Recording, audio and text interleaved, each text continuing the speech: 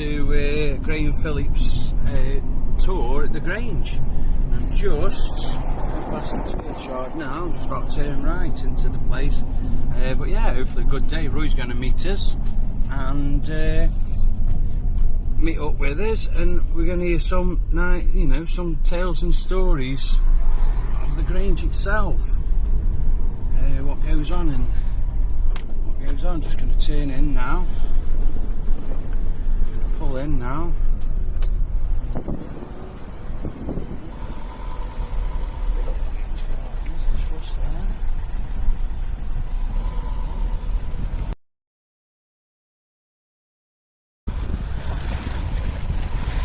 Stuff going. Wow, interesting. I'll come back in a bit, guys, when we're there, when we're all in place.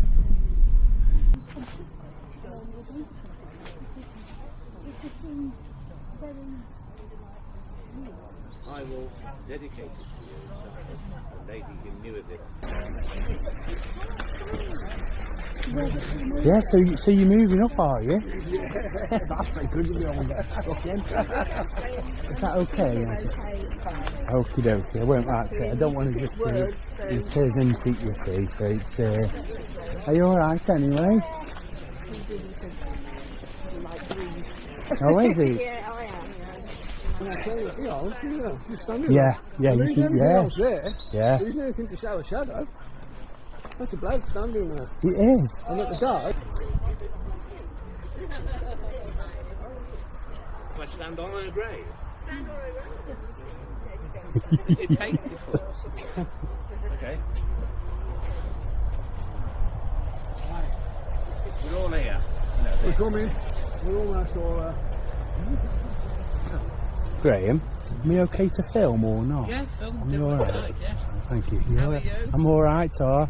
Oh, is he? Oh, Yeah. wonderful. Debbie's going to be talking about some of the things that you were telling us later. Okay.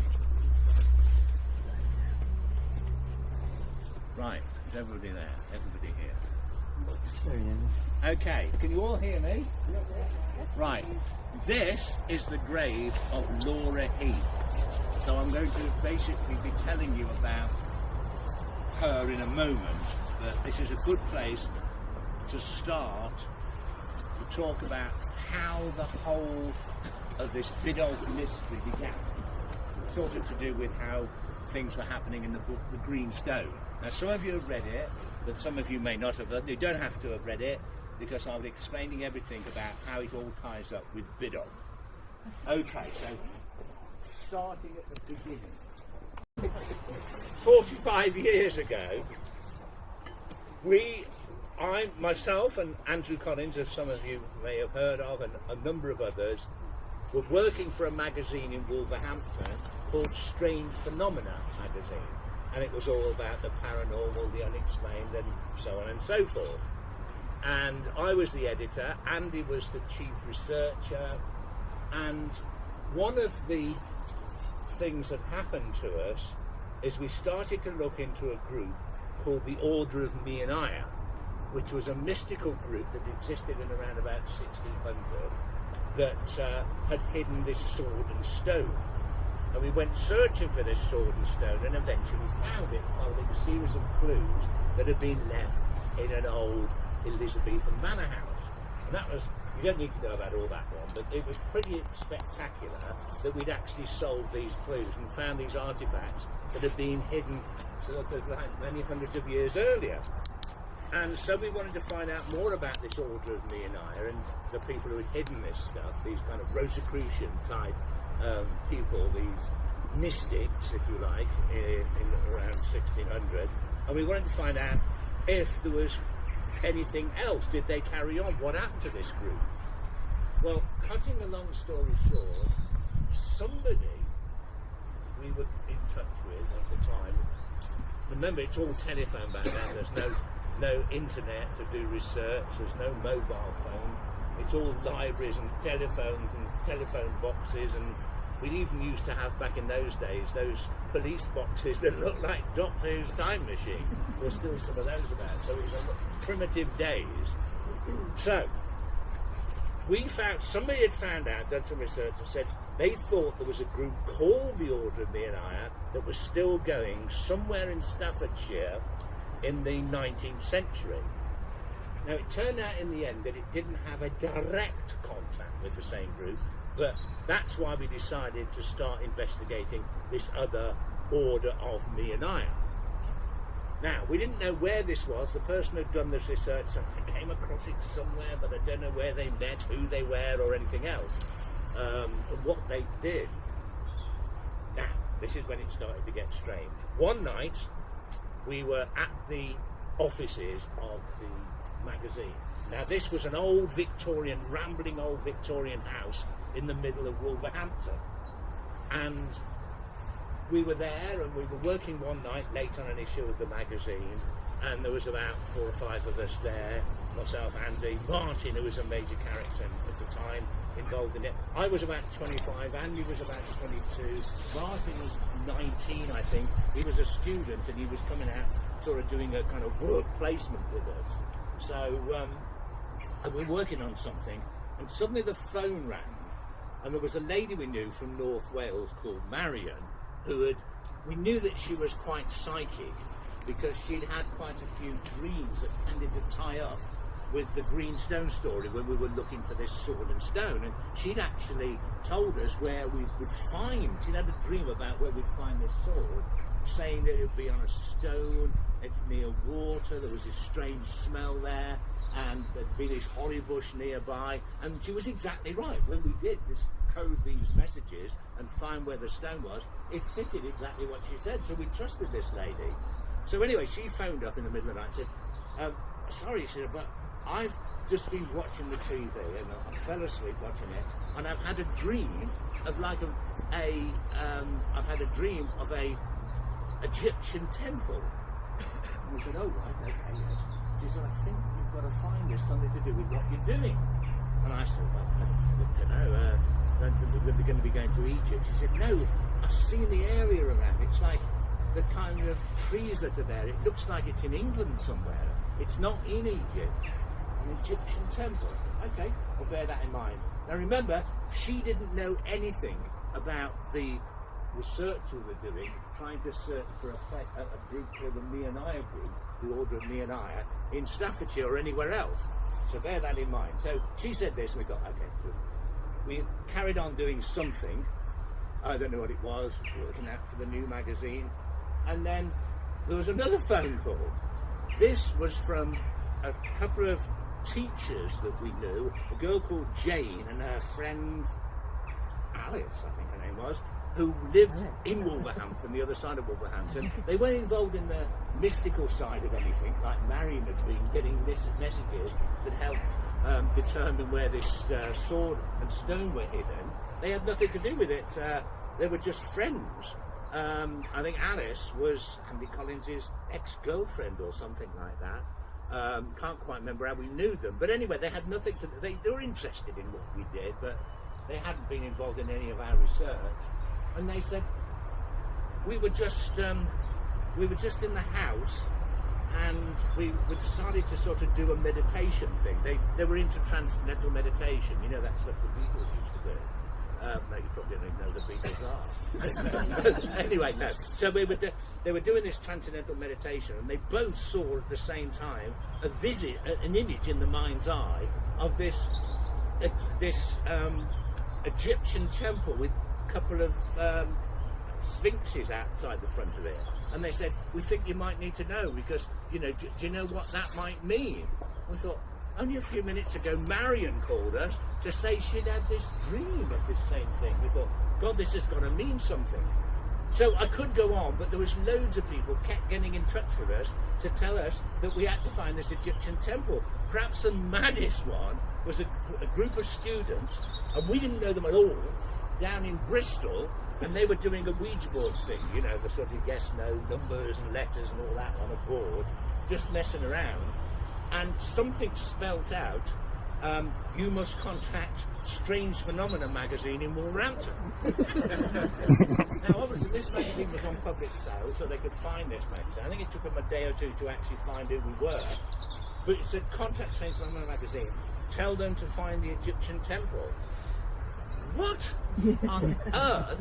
So anyway, they phoned up. That was the next morning. They phoned up saying, terribly sorry, but we read your magazine, and we found your magazine, and we were told to contact you about an Egyptian temple.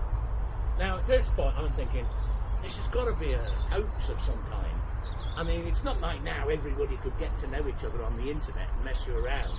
Back then, it wasn't possible. I thought, no way. I mean, we knew this woman, Marion. She didn't know these two teachers in Wolverhampton, and they didn't. Nobody knew these students. Hey, buddy, you all right? There's no way I could figure out how it all worked. Yeah, we're at the graves, mate. Yeah. But probably the weirdest one of all. Where are you? Strange case was we'd All right, then. I'll see you in a minute. We're up by the graves. Had been investigating the case. All right. One of the first UFO abduction cases. Okie dokie, mate. No probs. In England.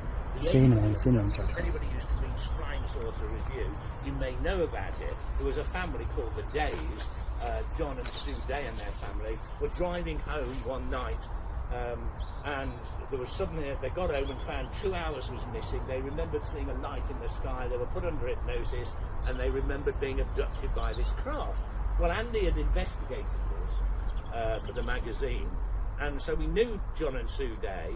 And then one evening, Sue Day had phoned up and said she had been at a hypnosis session with somebody putting her back into the past to see if she could remember more of this UFO and experience. Instead, she'd been taken on board.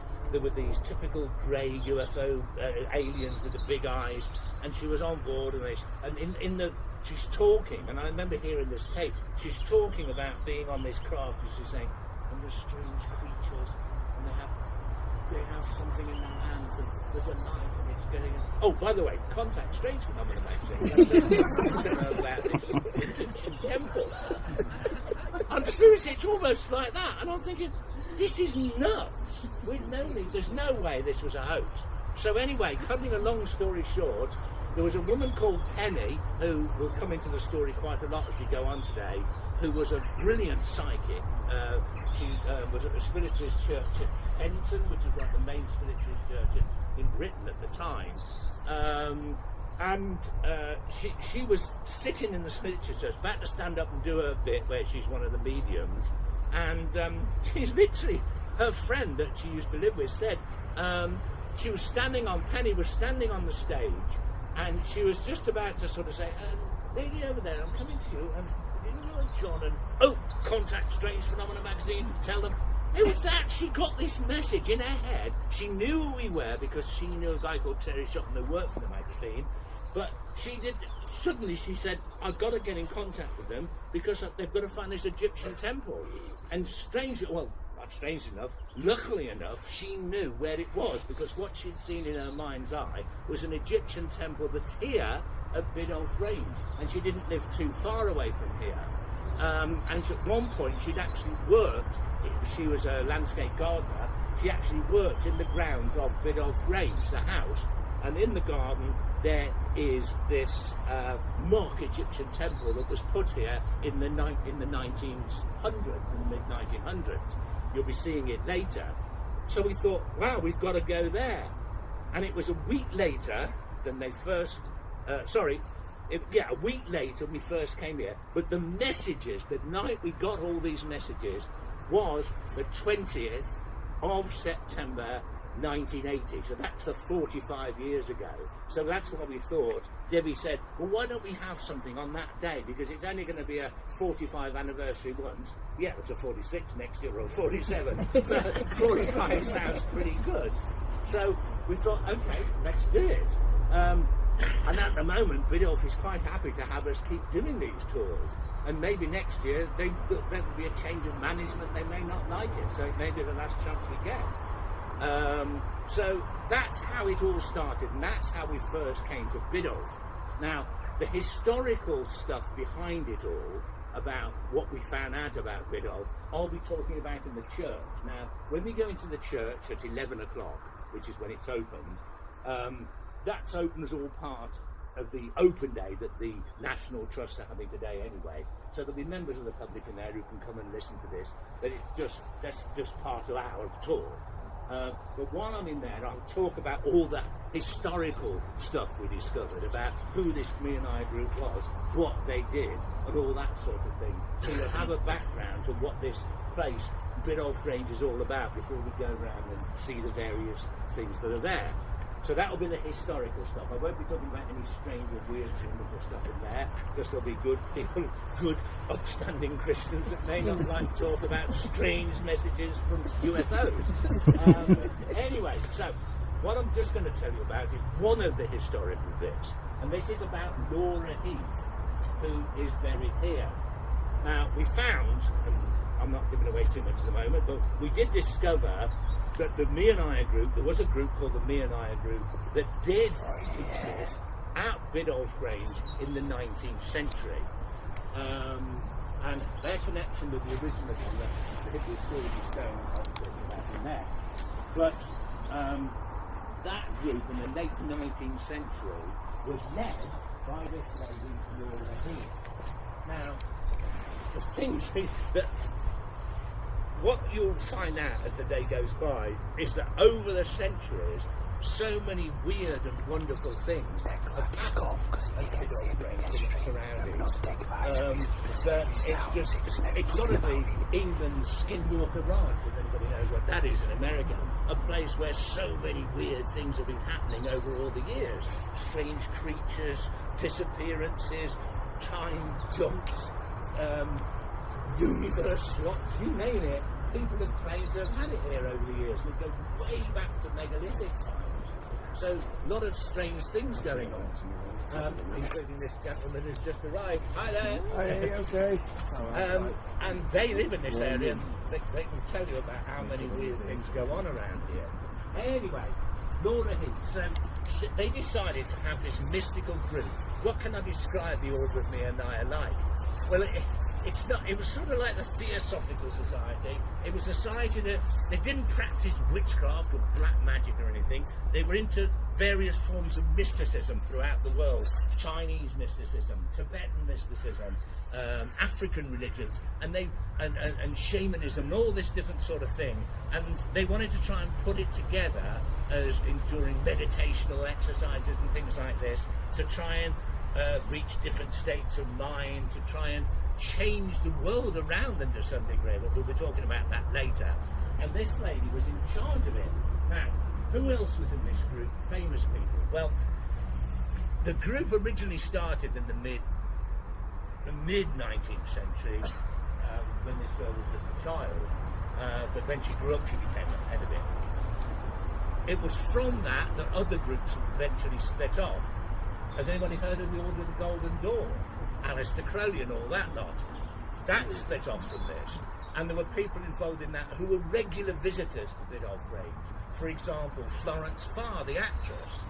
Have you well heard of Dion Fortune? She's connected with Glastonbury. She was a regular visitor here. All these people started different groups off, like we'll hear a bit later on about how Florence Farr started something called the Sphere Group here. After that, after this group closed down, or when it was about to close down, and people like Dion Fortune started the Stella Matutina, and there was other groups of people who got into all this mysticism. A lot of people involved in the pre-Raphaelite art movement became involved. For example, Jane Morris, who was a model for Rossetti and also a designer and painter herself. She was involved, regular visit here. She only lived for a number of years just in Leek, which is just a few miles away. There was Bram Stoker, the famous author that wrote Dracula. Loads of people were interested in this kind of Gothic revival sort of thing in the 19th century, used to come here. But what was the group actually trying to do with all this mysticism? Well, their main idea, most of the people in charge of it were women, and they were trying to work towards women's rights. One of the people that was involved in the group lived a couple of miles from here, called Barbara Bodichon, if I'm pronouncing it right, started the first modern feminist movement in London, started a magazine for the rights of women. Now, in the mid-19th century, women had virtually no rights at all.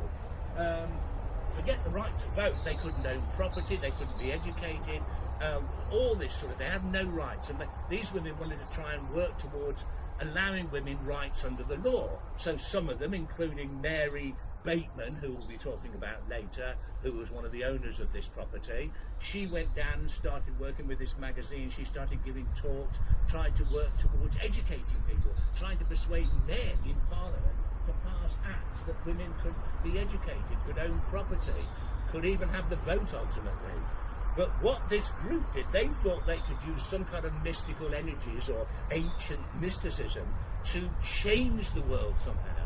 And because, as Laura said herself in one of the little booklets, that she read a lot of little booklets about her beliefs, they were called flying rolls. If anybody knows about the Golden Dawn, you'll know what flying rolls are. They're basically pamphlets that they gave out every few weeks to tell people what were going on. And in these, she used to say that, yes, we've got a great point, but the people who are going to change the world for women, the people who are going to do that are men in this country, in all other countries. How are we going to change their minds? Because they'll be voting against their own best interests.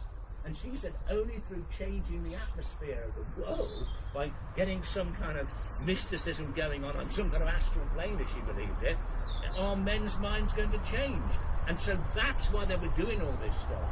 And bizarrely, over the next couple of decades, one after another, acts were passed to allow women to receive equal pay to men in some circumstances, for women to inherit, for women to own property, to start their own businesses, not only in England, but in America, in Germany, even in places like Russia and Japan.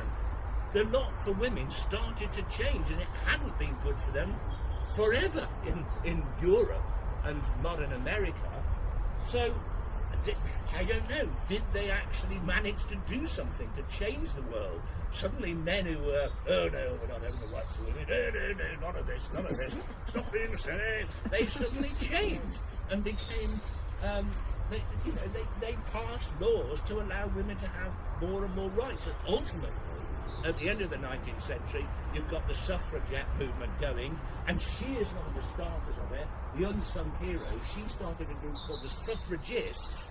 People there, the suffragettes, they're the ones that tie themselves to railings and all that. The suffragists didn't basically believe in breaking the law. They didn't want to give men the opportunity to talk back and say, oh no, these women are all crazy, we don't want them here and throwing themselves on the horses and all the rest of it.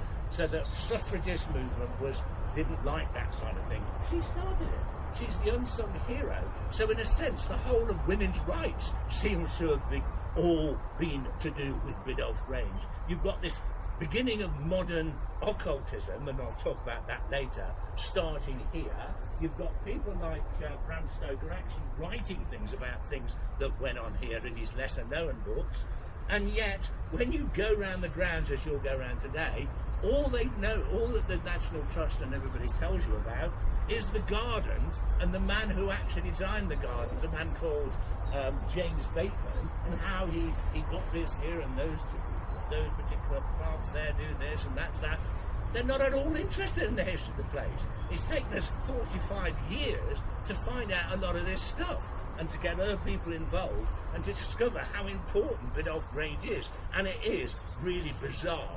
Anyway, as for Laura, I'm not going over time here. As for Laura, what's incredible about her, and we'll be learning more about her later on, is that in her lifetime, when she owned Biddulph Grange, all these women were here all the time. It's the beginning of women came here to discuss suffragism, they came here to discuss art, and all the pre-Raphaelite artists, women, would come here, and she was in charge of this, and yet when you go around the gardens, all the photographs that are out in the little buildings you can go into are all of the people who built the gardens. Nothing about the ladies, all about the men. And in fact, a lot of the things in the garden that were built by the lady of the house when it was first opened, Maria Bateman, are attributed to her husband James, who wasn't even in the country at the time. That's another story. Laura, we call her steampunk Laura because she was an inventor. In the 1880s and 1890s, she used to invite people to come to her house at Biddulph Grange, come here, and the whole of this churchyard area, it was all part of their property, and they donated it to the church.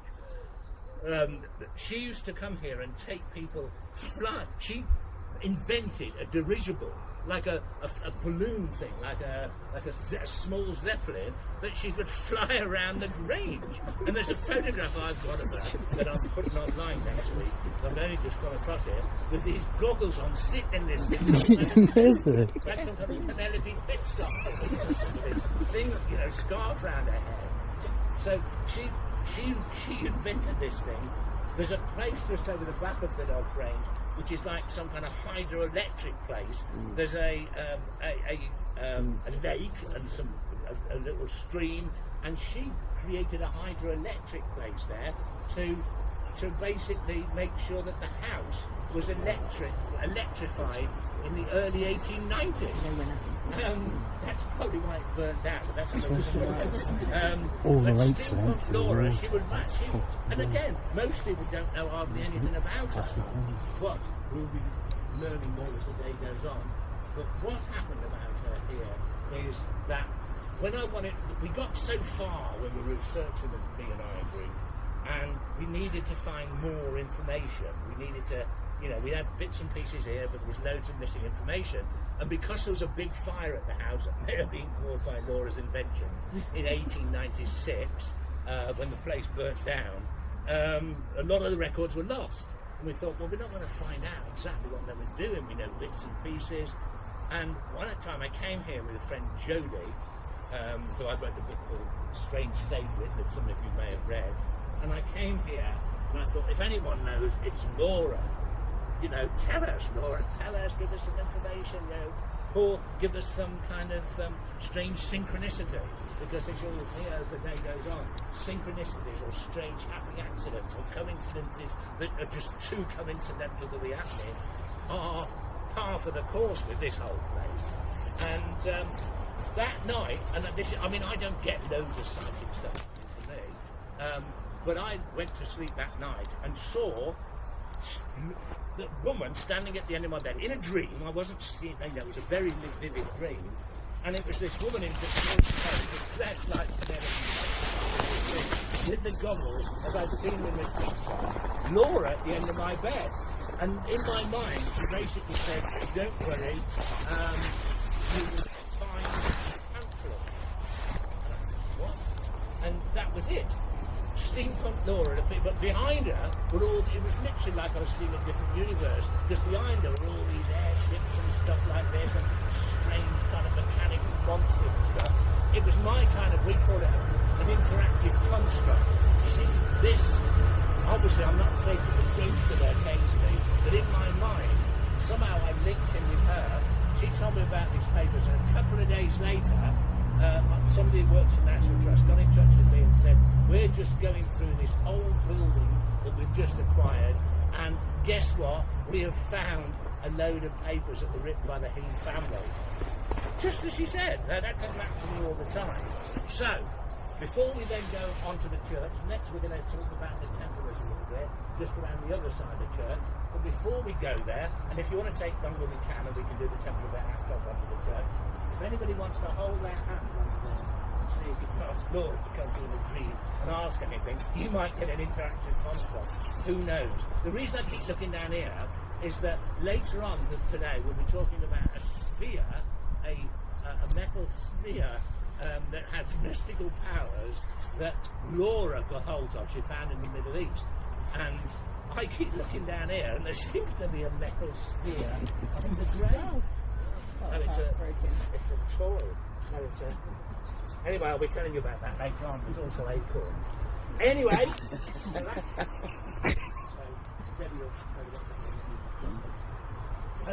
Bullshit. Are we going?